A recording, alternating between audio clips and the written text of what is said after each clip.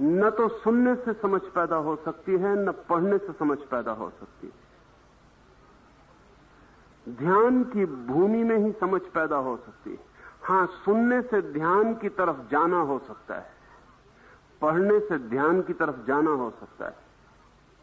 और अगर समग्र मन से सुने तो सुनना भी ध्यान बन सकता है, और अगर समग्र मन से पढ़ें तो पढ़ना भी ध्यान बन सकता है। लेकिन ध्यान जरूरी है। ध्यान का अर्थ समझ लें। ध्यान का अर्थ है मन की ऐसी अवस्था जहां कोई तरंग नहीं है।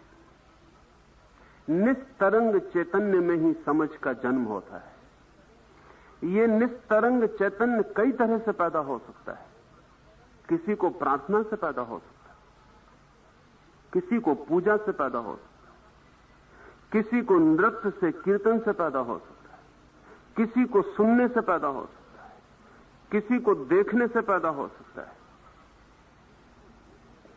किसी को मात्र बैठने से पैदा हो सकता है, किसी को योग की क्रियाओं से पैदा हो सकता है, किसी को तंत्र की क्रियाओं से पैदा हो सकता है। निस्तरंग चित्र बहुत तरह से पैदा हो सकता है, और जिस तरह से आपको पैदा होता है जरूरी नहीं कि दूसरे को भी उसी तरह से पैदा हो। तो आपको खोजना पड़ेगा कि कैसे निस्तरंग चित्त पैदा हो। निस्तरंग चित्त का नाम ही मन है, ध्यान है। तरंगायत चित्त का नाम मन है। वो जो उथल पुथल से भरा हुआ मन है, उसमें कोई भी समझ पैदा नहीं हो सकती, क्योंकि वहां इतना भूकंप चल रहा है कि कोई बीज स्थिर नहीं हो सकता, अंकुरित होने के लिए अवसर ही नहीं। इसलिए ध्यान पर इतना जोर है। और अगर आप सोचते हो कि कृष्णमूर्ति का ध्यान पर जोर नहीं, तो आप समझे ही नहीं। ध्यान शब्द का वे उपयोग नहीं करते हैं, क्योंकि उनको ऐसा ख्याल है कि ध्यान शब्द बहुत विकृत हो गया है। लेकिन कोई शब्द विकृत नहीं होते, और केवल नए शब्द चुन लेने से कोई फर्क नहीं पड़ता है।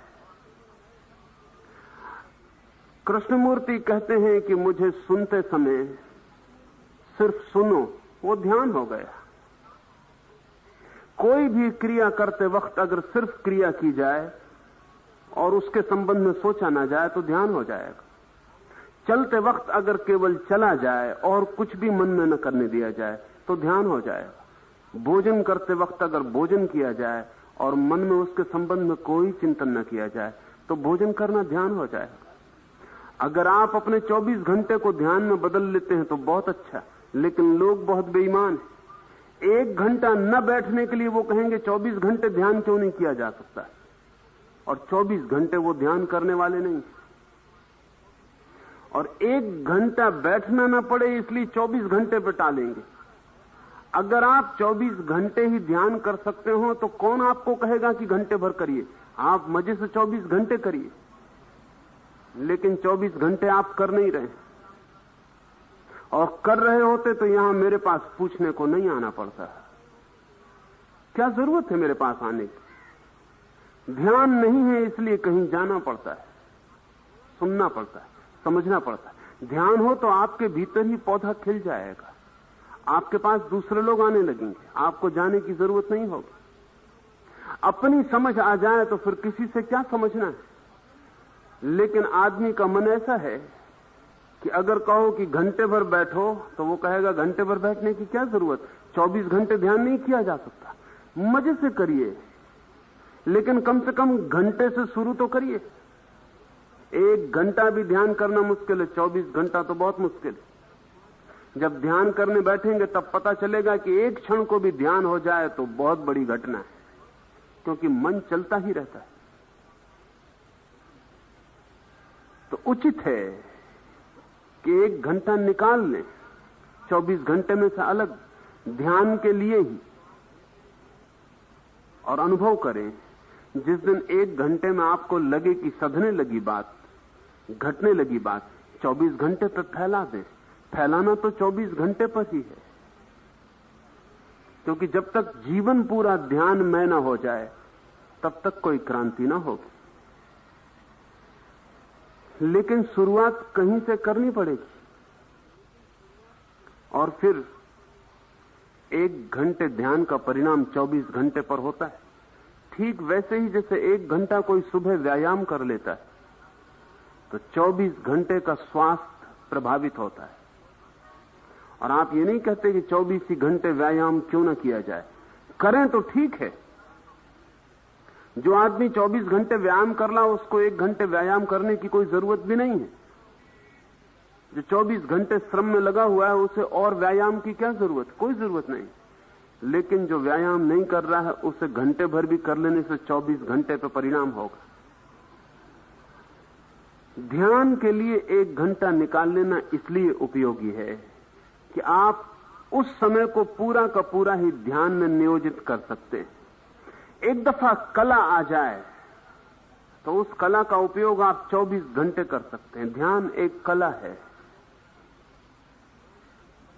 फिर आप जो भी करें वो ध्यान पूर्वक कर सकते हैं और तब अलग से ध्यान करने की कोई जरूरत नहीं रह जाती। लेकिन जब तक वैसी घटना न घटी हो तब तक कृष्णमूर्ति को सुन के या किसी को भी सुन के तरकीब में मत निकालें।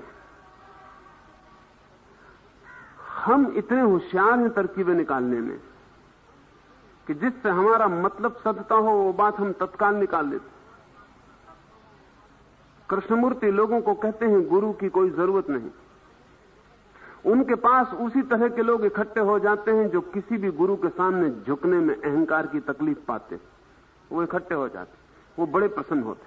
वो कहते हैं जब कृष्णमूर्ति कह रहे हैं तो ठीक ही कह रहे हैं कि गुरु की कोई जरूरत नहीं। लेकिन अगर गुरु की कोई जरूरत नहीं है आपको तो कृष्णमूर्ति के पास किस लिए जाते, क्या प्रयोजन? सिर्फ कह देने से कि गुरु की जरूरत नहीं है कोई फर्क पड़ता है?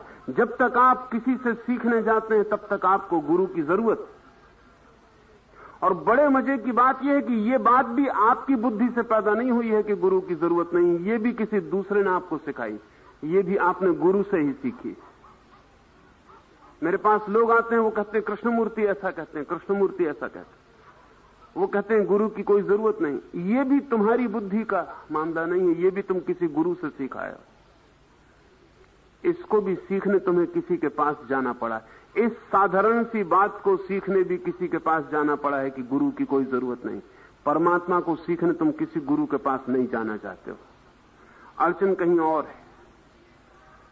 गुरु की जरूरत नहीं, इससे तुम्हारा मन प्रसन्न होता है। प्रसन्न इसलिए होता है कि चलो अब झुकने की कोई जरूरत नहीं, अब कहीं झुकने की कोई जरूरत नहीं। तुमने बड़ी गलत बात निकाली, तुमने अपने मतलब की बात निकाल ली।